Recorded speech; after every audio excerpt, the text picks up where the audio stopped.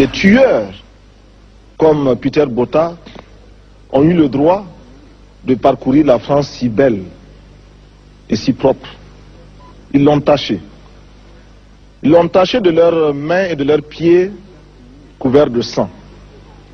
Et tous ceux qui leur ont permis de poser ces actes en porteront l'entière responsabilité ici et ailleurs, aujourd'hui et toujours. Le 15 octobre 1987, Thomas Sankara était assassiné lors d'un coup d'État dirigé par son ami Blaise Compaoré. 28 ans après la disparition de ce jeune capitaine charismatique qui a marqué les esprits et la chute de Compaoré, chassé par une insurrection populaire, nous nous sommes rendus à Ouagadougou. Qu'ont-ils fait à Thomas Sankara? Notre objectif, retrouver des membres de sa famille pour recueillir leurs témoignages sur cet épisode douloureux de l'histoire du Burkina Faso. Vous demandez à quelqu'un, il va vous Moi, je ne le sais pas. Ils ont fait mal à sa mère. Ils ont repris tous les terres. Ils ont fait mal. Au gré de nos lectures, nous savions vaguement que le domicile familial des Sankara existait dans le quartier dénommé Paspanga. Nous décidons alors de tenter notre chance et de nous y rendre. Des jeunes, trouvés dans la rue, nous indiquent le chemin qui mène chez le père du défunt président. Bon, la famille Sankara, là, je sais pas c'est où ça. Ouais, là où le gars marche avec Ah, le portail là. Ah, c'est comme ça. Tous les terres. Ils ont fait mal à ses frères. Oh, oh, oh, oh, oh.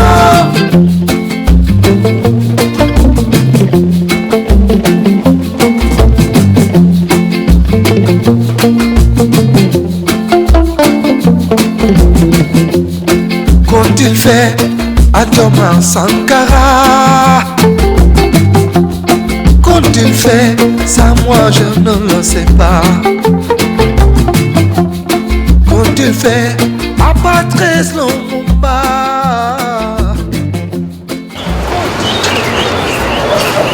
Bonjour, vous allez bien? Ça va bien? Où sont les parents? Ils sont sortis? On va comme dans la cour.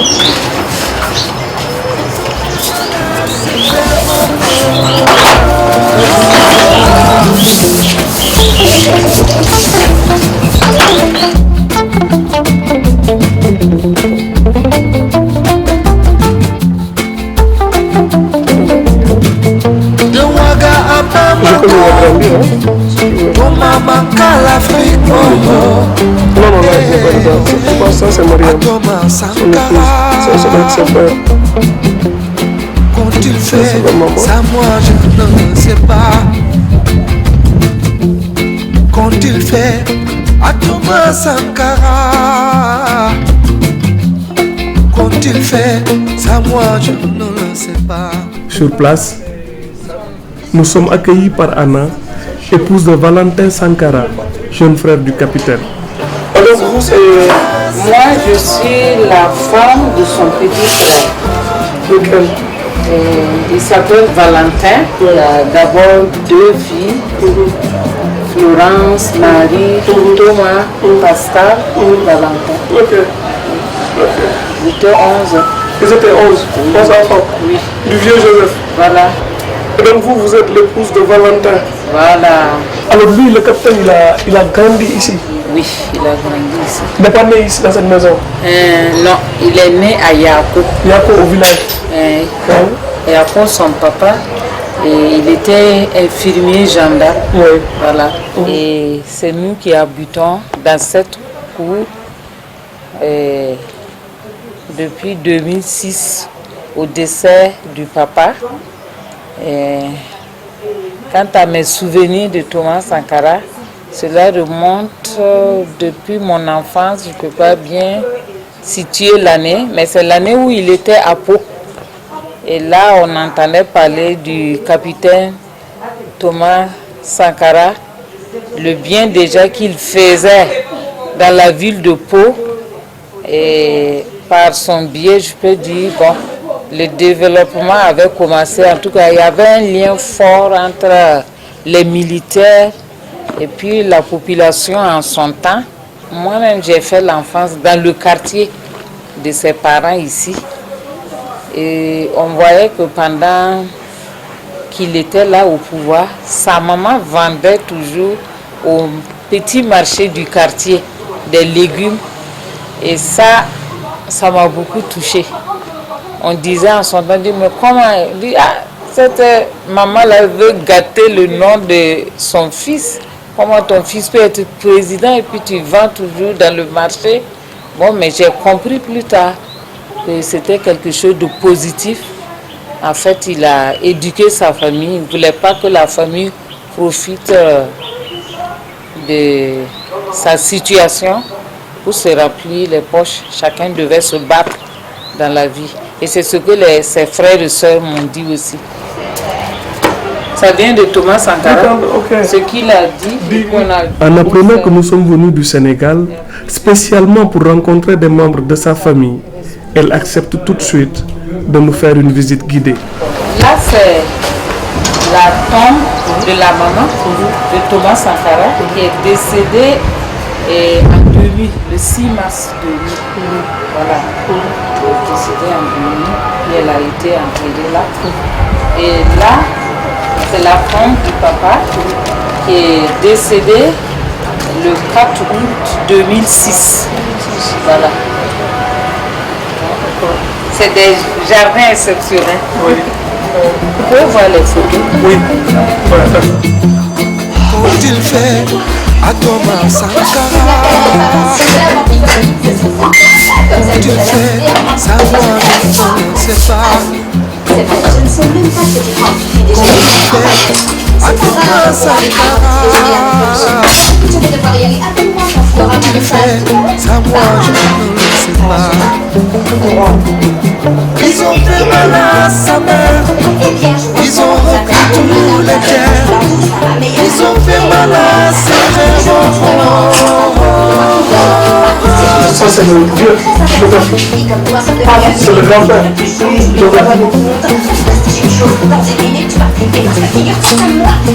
Ça, c'est le maman. Qu'ont-ils fait à Thomas Sankara? Qu'ont-ils fait? Ça, moi, je ne le sais pas. Qu'ont-ils fait à Patrice Lumumba? Anna nous suggère de revenir pour rencontrer les frères et sœurs de Thomas Sankara qui doivent se retrouver au domicile familial pour une réunion. Ils ont fait mal à ses frères. Dès le lendemain, nous retournons ainsi sur les lieux. Après une brève présentation à la famille, c'est Blandine qui reproche la première dans ses souvenirs. Ils ont repris tous les terres. Ils ont fait mal à ses frères. C'est la photo de famille, une des photos de famille, elle est très très vieille. Vous reconnaissez Thomas, vous avez Thomas. Là, c'est lui. Voilà, après Thomas c'est Pascal. Après Pascal c'est Valentin. C'est Valentin que vous avez. C'est lui qui habite maintenant en famille avec sa famille, ses enfants. Après Valentin, c'est Colette, celle qui est dehors, celle que vous avez saluée en premier. C'est elle. Et après elle, c'est Pauline qui est là. La Claire qui est aux États-Unis. Celle qui vit aux États-Unis, c'est elle qui est là. Après Pauline, c'est Paul qui est au fond, qui vit aussi aux États-Unis. Après Paul, c'est elle qui n'est pas sur la photo. Après elle, c'est moi que vous n'allez pas reconnaître ici. Je vais essayer de faire une devinette quoi. Je vais tenter là.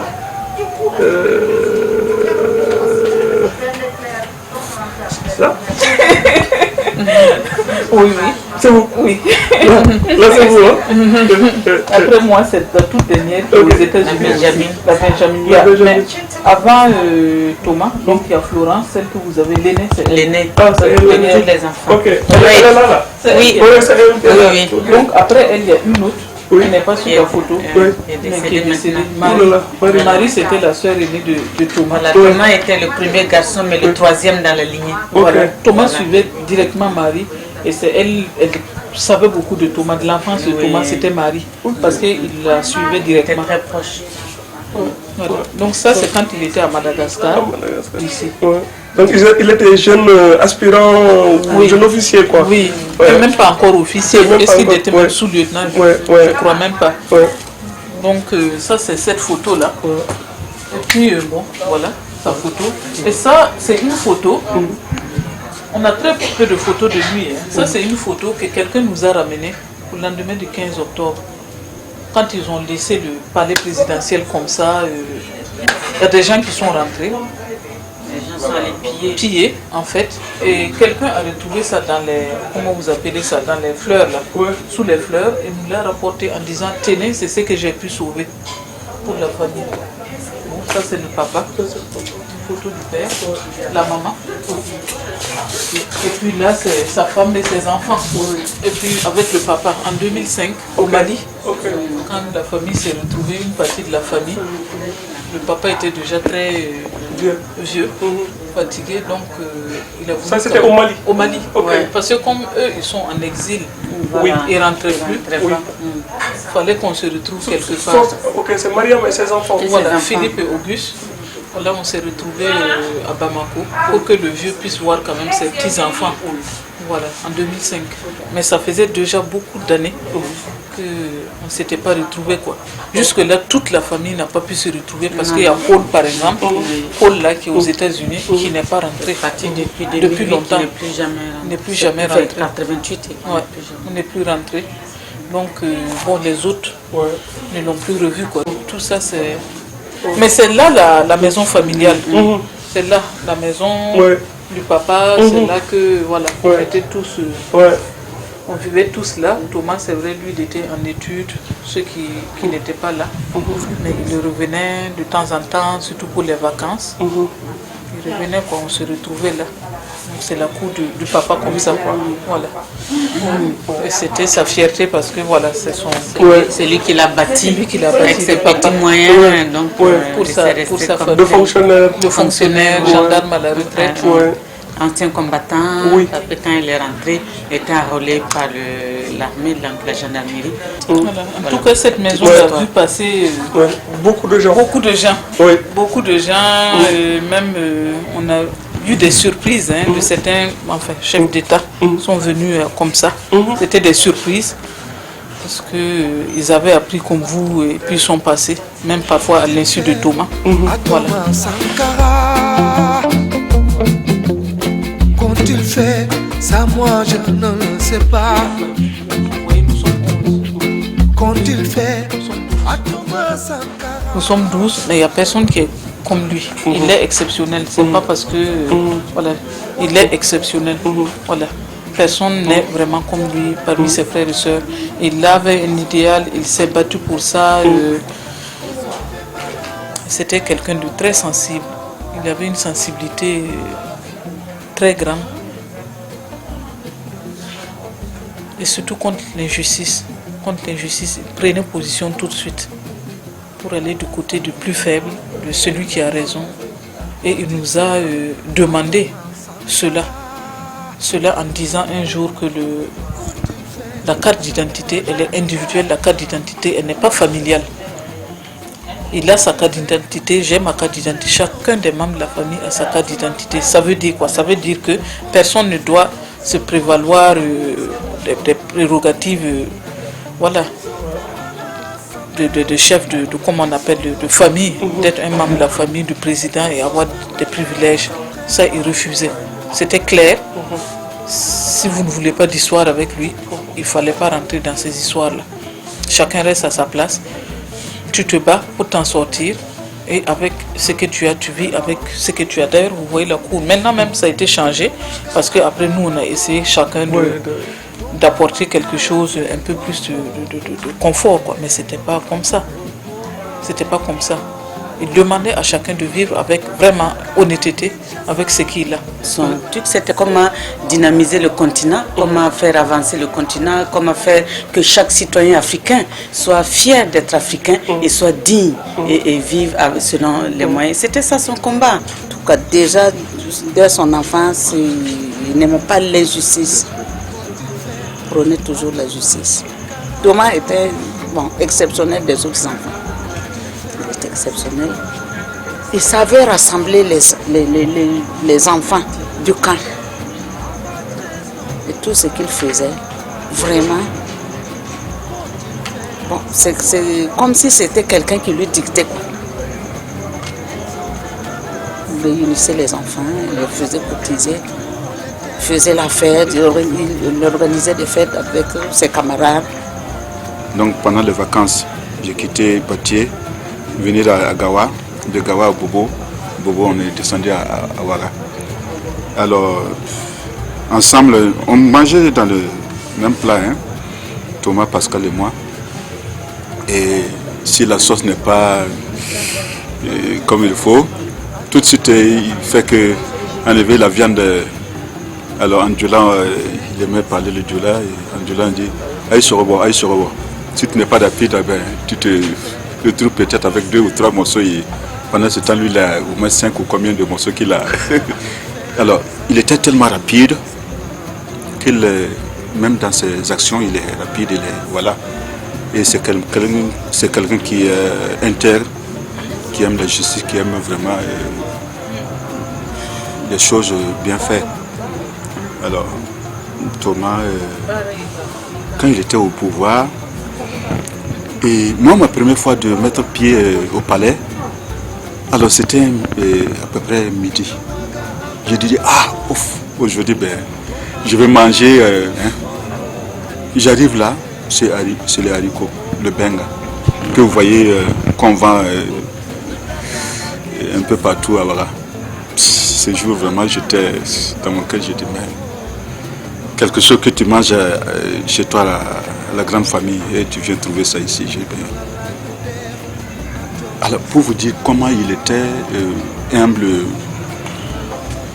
et simple, Thomas était large, généreux. Et en conclusion, je peux dire que son honnêteté qu'il a emporté. Et l'Afrique, à nouveau secouée par le démon du coup d'État. La nouvelle a été confirmée ce matin à Ouagadougou. Thomas Sankara, ancien chef d'État du Burkina Faso, l'ancienne Haute-Volta, a été tué hier lors de l'attaque du palais présidentiel. Le 15 octobre, vous étiez à Ouagadougou? Nous étions là, oui. Vous étiez ici déjà? Oui. J'étais à l'université. Ouais. Moi, j'étais en fac. J'étais à l'université quand ça tirait et j'ai rappliqué à la maison ici. Et de toute façon, voilà, on pouvait rien faire. Hein. Tout le monde était rentré chez soi. Mais on se disait qu'il a été arrêté. Et c'était la rumeur. Tout le monde disait ça. Mais ça durait même pendant près d'un mois. Je disais non, c'est pour voir la réaction du peuple. Et il y en a qui disaient non, dès le lendemain, c'est un neveu à nous qui a suivi comme ça une sorte de horde comme ça qui partait vers ce fameux cimetière. Il dit j'ai suivi la foule, je suis allé, j'ai vu le nom, il est là-bas. Il est venu, il était enfant, il est venu, il a crié, il est là, il est mort, j'ai vu le. Mais bon, les gens venaient, ils n'osaient pas, les gens venaient quand même, mais ils ne disaient rien. Mais tout le monde croyait qu'il a été arrêté. Nous aussi, on était convaincus qu'il était arrêté. Et c'est quand le neveu, le lendemain, est venu nous dire qu'on a commencé à réaliser, mais sans toucher la chose du doigt.